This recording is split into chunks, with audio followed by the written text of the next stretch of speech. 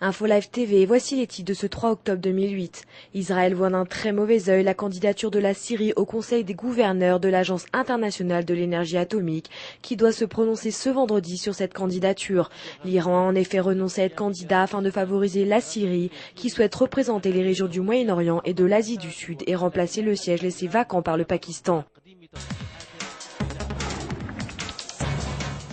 Alors que les cours des bourses chutent, l'antisémitisme est lui en nette augmentation. C'est ce que révèle la Ligue anti-diffamation dans un rapport publié ce jeudi et qui montre que les discussions sur Internet et les commentaires sur les blogs accusent les Juifs d'être responsables de la crise financière mondiale.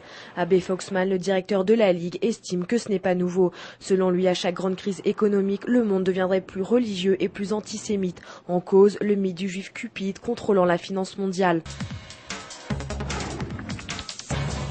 Dans le cadre d'une opération destinée à trouver les armes qui transitent dans les tunnels creusés sous la frontière entre l'Égypte et la bande de Gaza, les soldats américains se sont entraînés avec leurs homologues égyptiens dans le désert du Sinaï lors de ces dernières semaines. Cette coopération, restée secrète le plus longtemps possible, aurait déjà porté ses fruits.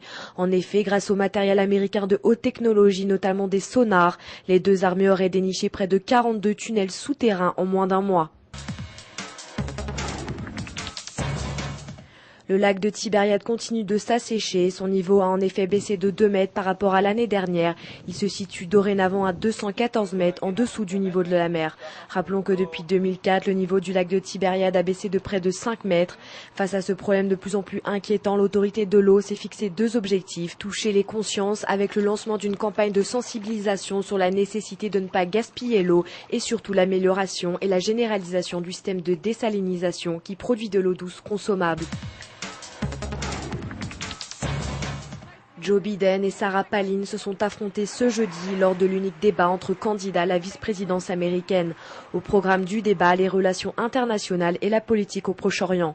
Biden et Palin se sont tous deux montrés expansifs sur la question israélienne. Alors que le démocrate Biden a qualifié la politique de Bush d'échec abject, la républicaine Palin a déclaré soutenir la solution des 2 États, solution qui, si McCain était élu, deviendrait la priorité de son agenda international.